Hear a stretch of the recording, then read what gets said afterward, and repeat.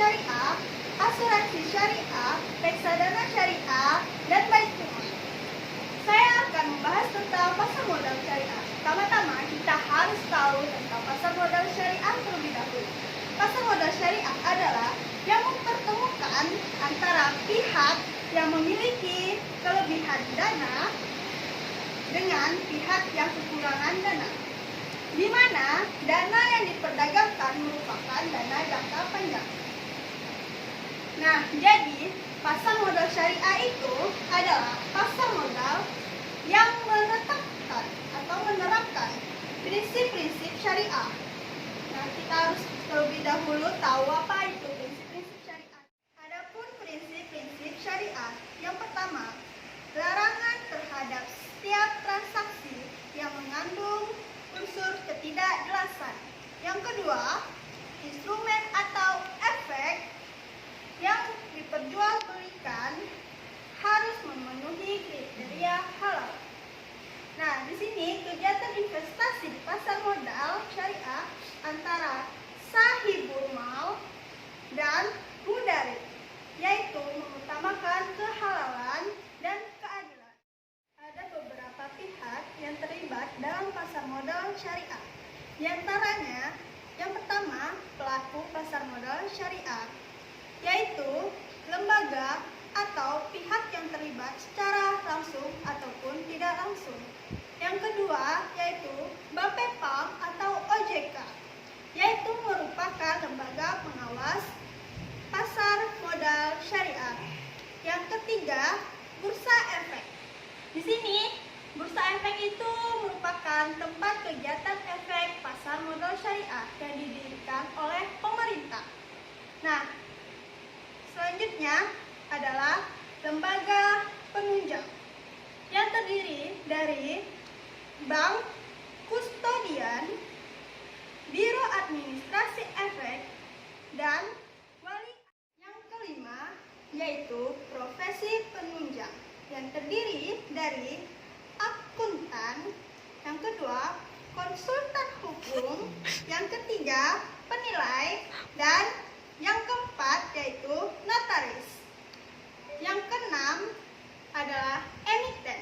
Emiten di sini yaitu pihak yang melakukan penawaran umum berupa perusahaan-perusahaan yang memperoleh dana melalui pasar modal yang menerbitkan dan menjual saham kepada masyarakat. Yang terakhir yaitu yang ketujuh, pengatur emisi, yang terdiri dari penjamin emisi, perantara pedagang efek, dan manajer investasi. Nah, di sini ada beberapa instrumen pasar modal syariah dengan prinsip pertama, mudarabah funds, yaitu dana yang berbentuk saham yang memberikan kesempatan kepada investor untuk bersama-sama dalam investasi dengan perjanjian bagi hasil dan bagi resiko.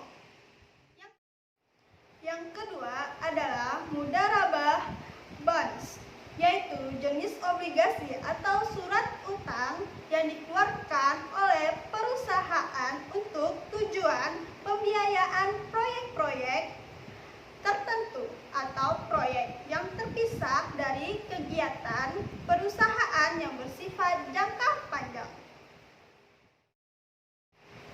Di sini juga ada mekanisme perdagangan pasar modal syariah. Yang pertama adalah pasar perdana.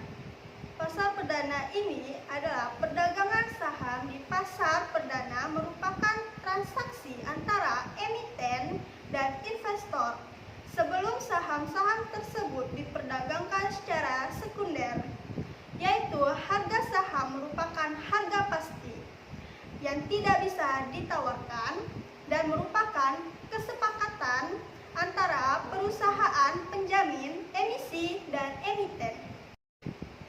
Yang kedua adalah pasar sekunder.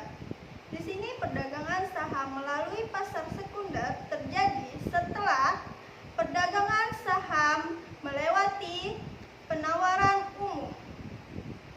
Di pasar perdana dan saham tersebut di lantai bursa untuk diperdagangkan.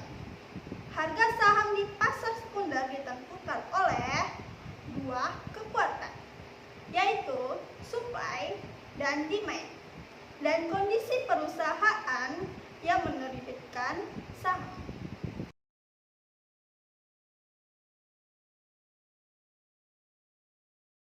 Baiklah, saya akan menjelaskan tentang asuransi syariah. Asuransi syariah adalah suatu bentuk kerjasama atau perjanjian di antara beberapa orang untuk tolong-menolong melalui investasi dalam bentuk aset dan tabaruk yang memberikan pola pengembalian untuk menghadapi resiko kematian, resiko kesehatan, resiko kecelakaan yang dilakukan sesuai dengan syariat Islam dengan tidak adanya unsur penipuan, perjudian, ataupun riba. Selanjutnya saya akan menjelaskan tentang landasan hukum asuransi syariah. Yang pertama adalah Al-Quran. Di Al-Quran tidak menyebutkan secara tegas tentang praktikum hukum asuransi ini. Tetapi ada ayat dalam Al-Quran yang menjelaskan kita sebagai manusia harus saling tolong-menolong. Salah satunya adalah Quran Surah Al-Maidah ayat 3 yang artinya, tolong-menolonglah kamu dalam mengerjakan kebajikan dan ketakwaan. Dan janganlah kamu tolong-menolong dalam berbuat dosa dan pelanggaran. Dan bertakwalah kamu kepada Allah. Sesungguhnya siksaan Allah begitu amat berat. Yang kedua adalah sunnah Nabi SAW. Rasulullah mengajarkan kita untuk menghilangkan kesulitan orang lain yang diriwayatkan oleh Abu Hurairah tentang perjanjian dalam riwayat Hasan bin Al-Qailal serta hadis tentang anjuran meninggalkan harta waris untuk ahli waris. Lalu yang ketiga adalah Piagam Madinah. Dalam Piagam Madinah ini merupakan salah satu landasan hukum sebagai praktik berasuransi. Karena dalam Piagam Madinah membuat ketentuan bahwa kaum mukmin tidak boleh membiarkan mukmin yang lainnya dalam kesulitan. Di dalam asuransi syariah terdapat akad tabaruk, di mana di antara peserta yang satu dengan peserta yang lainnya saling membantu bila mana salah satu peserta mengalami musibah. Jadi kesulitan tersebut sama-sama ditanggung oleh peserta yang mengikuti asuransi syariah ini. Lalu yang terakhir adalah ijtihad. Adapun ijtihad dalam landasan hukum syariah dapat berupa fatwa sahabat Nabi, fatwa ijma, qiyas, dan iktisad. Lalu selanjutnya adalah bentuk asuransi berdasarkan karakter perjanjian. Yang pertama adalah asuransi kerugian. Perjanjian asuransi yang memberikan jasa dalam penanggulangan resiko atau kerugian, kehilangan manfaat, dan tanggung jawab hukum kepada pihak ketiga yang timbul dari peristiwa yang tidak pasti. Lalu selanjutnya ada asuransi jumlah atau jiwa keluarga. Perjanjian asuransi ini memberikan jasa dalam penanggulangan resiko yang berkaitan dengan hidup atau meninggalnya seseorang. Lalu selanjutnya adalah manfaat dari asuransi ini. Manfaat dari asuransi ini adalah mengurangi biaya beban rumah sakit. Jika seseorang menderita sakit, maka biaya pengobatan akan ditanggung oleh perusahaan asuransi yang ia ikuti. Lalu mendapatkan uang tabungan dari pembayaran premi setiap bulannya sesuai dengan akad yang dibuat. Lalu mendapatkan keuntungan dari investasi yang dilakukan dan dibagi sesuai akad yang digunakan. Yang terakhir adalah saling membantu satu sama lain. Ahli waris akan mendapatkan manfaat berupa uang ketika peserta tersebut meninggal dunia. Dalam asuransi syariah memiliki prinsip-prinsip dasarnya. Yang pertama adalah tauhid, yaitu mengesahkan Allah. Yang kedua adalah keadilan. Ketiga, tolong-menolong, kerjasama, amanah, kerelaan, serta adanya larangan gafar atau ketidakpastian. Reksadana syariah. Reksadana syariah adalah reksadana yang beroperasi menurut ketentuan dan prinsip syariat Islam, baik dalam bentuk akad kerjasama antara pemodal sebagai pemilik harta dengan manajer investasi sebagai wakil pemilik harta dengan penggunaan investasi. Tujuan dari reksadana syariah adalah memenuhi kebutuhan investor yang ingin memperoleh pendapatan investasi dari sumber dan cara yang bersih. dan dapat dipertanggungjawabkan secara religius, serta sejalan dengan prinsip-prinsip syariah. Ciri-ciri dari reksadana syariah. 1.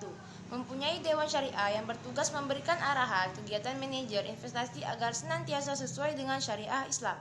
2. Hubungan antara investor dan perusahaan didasarkan pada sistem mudharabah, di mana satu pihak menyediakan 100% modal investor, sedangkan satu pihak lainnya sebagai pengelola, manajer investasi.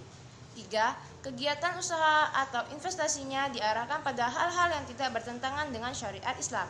Terakhir, mekanisme operasional reksadana syariah. 1. Mekanisme operasional antara pemodal dengan manajer investasi dilakukan dengan wakalah. 2. Mekanisme operasional antara manajer investasi dan pengguna investasi dilakukan dengan mudharabah. Yang terakhir, saya akan membahas tentang Baitul Mal. Kata Baitul Mal berasal dari bahasa Arab, yaitu Bait al-Mal. Bait artinya rumah dan al-Mal berarti harta. Dalam hukum Islam atau dalam negara yang berdasarkan hukum Islam, Baitul Mal adalah lembaga keuangan negara yang bertugas menerima, menyimpan, dan mendistribusikan uang negara sesuai dengan aturan syariat Islam. Tujuan Baitul Mal. Yang pertama, menegakkan keadilan dalam kehidupan manusia dan menghentikan kezaliman. Yang kedua, menegakkan sistem berkenaan dengan pelaksanaan kewajiban muslim seperti sholat, zakat, dan sebagainya. Yang ketiga, untuk dapat memberikan hak kepada fakir miskin, memelihara dan mengayomi kemaslahatan umum bagi kaum muslimin. Menurut Imam Al-Mawardi, Baitul Mal hanya memiliki dua sumber dana yang pasti. Yang pertama yaitu fai atau upeti dan sedekah atau zakat. Dan menurut Wahbah Az-Zuhaili, ahli fikih dari Suriah, melihat adanya sumber-sumber lain. Yang pertama yaitu harta warisan orang yang tidak mempunyai ahli waris. Yang kedua, harta berupa benda alam yang memiliki manfaat seperti tambang, sumber air mineral, dan lain-lain. Yang ketiga, harta yang diwasiatkan lebih dari sepertiga. Selanjutnya, kita beralih kepada pendistribusian harta Baitul Mal. Harta Baitul Mal menurut Ibnu Taimiyah, pelopor pemurnian ajaran Islam, pendistribusian harta Baitul Mal menjadi sasaran pertama ialah hal yang paling mendesak, yang dibutuhkan untuk kepentingan umum dan memiliki manfaat secara umum. Dengan kata lain, didahulukan kepentingan umum yang paling mendesak dari kepentingan pribadi. Adapun studi kasusnya seperti ini. Dan lalu untuk kesimpulannya ada di bawah ini. Sekian presentasi dari kelompok kami. Assalamualaikum, selamat menonton. Terima kasih.